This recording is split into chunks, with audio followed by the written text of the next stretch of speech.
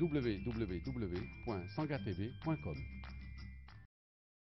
ah parce que Merry Beye tey dafa préparé woon sujet boo xamante ne mu ngi jëm ci affaire emojis n'est-ce pas donc dañuy njëkkee ak rubrique bi après ñu expliquer téléspectateurs yi lan moo tax emoji yi am ak lan mooy seen histoire comme elle a parlé de kii moo jur ak kële kii mooy maamam et tout ça donc nañu xool reportage yu Merry Beye bi et puis ñu dellu siwaat ci plateau bi.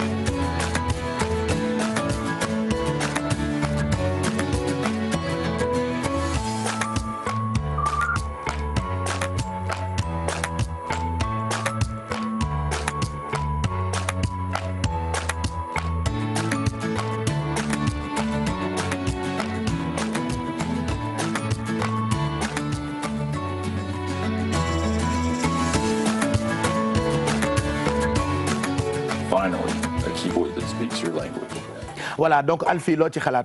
waaw xam nga genre bonhomme yi Pape ñun presque dañu màgg ak moom. mënutoo def benn conversation sans pour autant nga dugal ci benn emoji xaw ma emoji man moom j'arrive pas à prononcer emoji. waaw mënuma bind loo xamante ni du ma ko si dugal. du ma ci dugal emoji. fi mu nekk ni Facebook ak Snap ak WhatsApp ak yëpp. emoji yi xaw ma emoji yi dañ ciy dugg Pape à 100%. te gis naa ne xale yi bëgg nañ ko lool Pape. waaw toujours en parlant de emoji. kenn du la dégg amoo micro. baal ñu rek alaaji baal ñu. yow ndekete xamoo ci dara. ndeke yaa yiis ñi. jéem rek yow ndeke xamoo dara jaroo taxawal.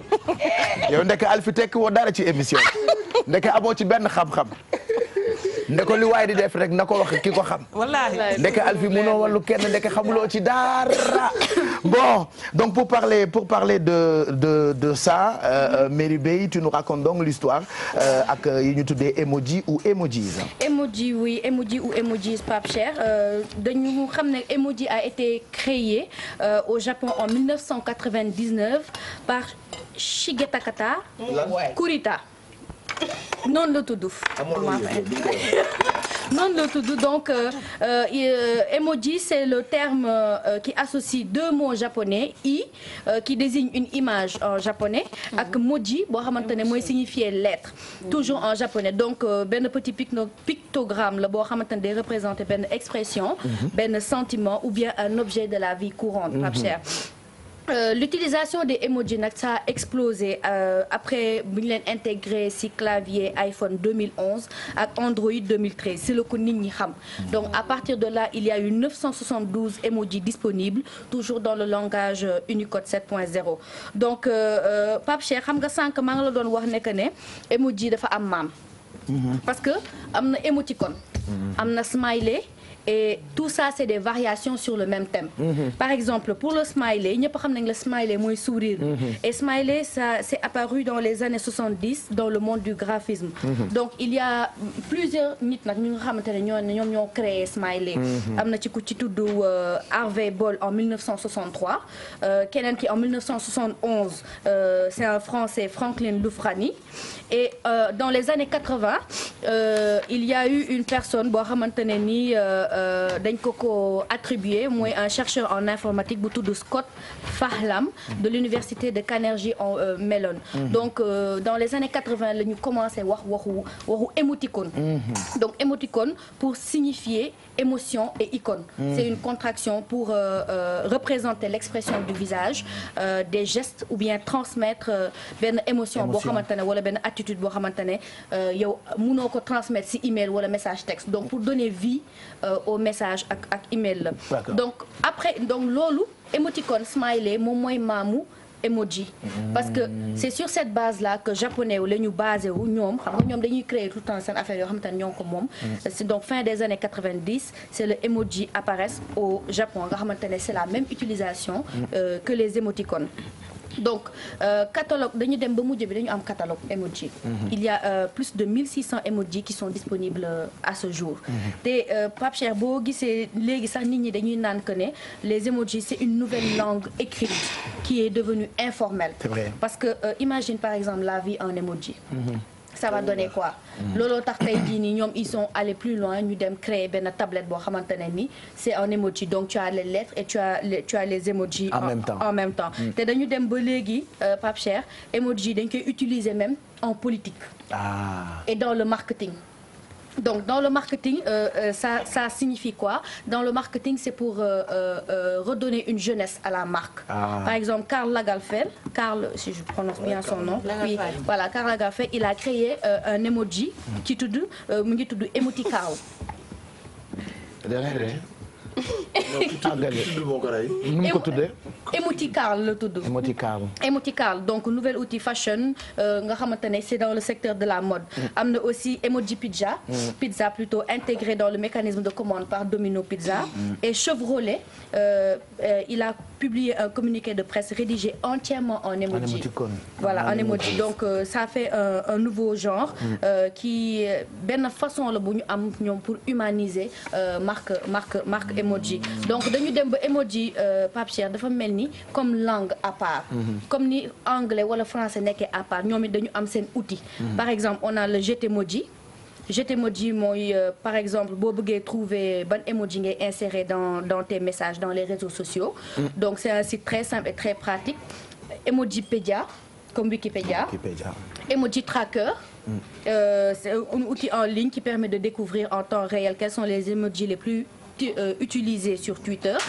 e-emoji, ce site propose un clavier emoji pour ordinateur mooy comme li ñu leen wan li et vous permet de convertir copier-coller tous les caractères emoji et le Emoji Repro qui est un nouveau moteur de recherche pour emoji. Donc c'est en train de devenir un monde à part boo xamante ne ni ce n'est plus l'apanage des jeunes parce que même politique par exemple dernière campagne présidentielle ils ont utilisé beaucoup d'emojis pour représenter les candidats et tout.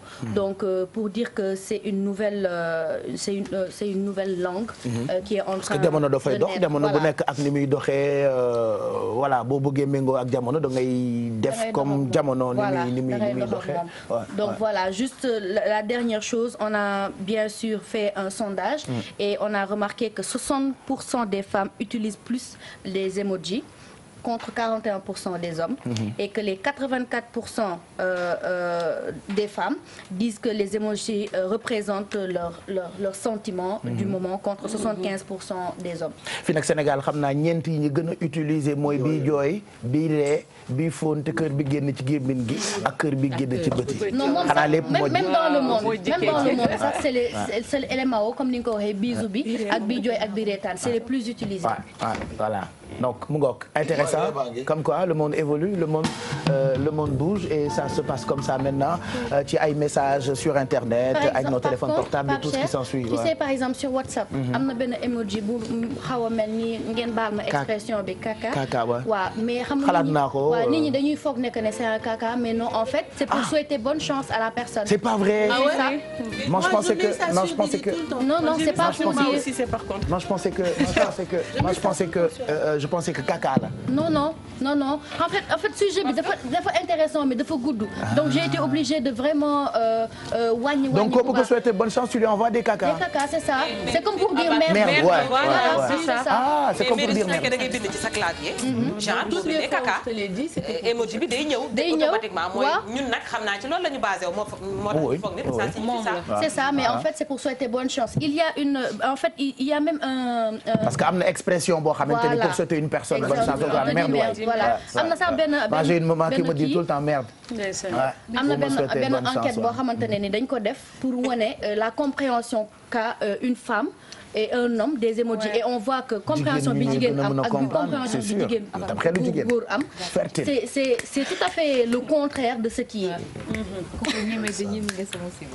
xelu jigéen mbër xelu mbër forcément en tout cas intéressant mën ngeen ko amaat ci YouTube bi ci replay bi ci suñu chaîne bi comme ça ngeen gën a comprendre at histoire emojis émoticône smiley voilà ak yiñ ci wax yëpp merci Meribey Diouf donc lépp moji ak emoji yi n'est-ce pas? Est-ce qu'il y a des pause amul problème. oui vas-y. dama bëggoon laaj est-ce que am na ay émoticônes en noir. am toutes les couleurs. ay nit yu ñuul. oui il y a eu des polémiques, il y a des émoticônes personnalisés. Il y a des émoticônes noirs, marrons, de toutes les couleurs. Oui, et il y a même des émoticônes avec son pour les aveugles et les malentendants. Ouais, Ça, je savais pas. C'est cool.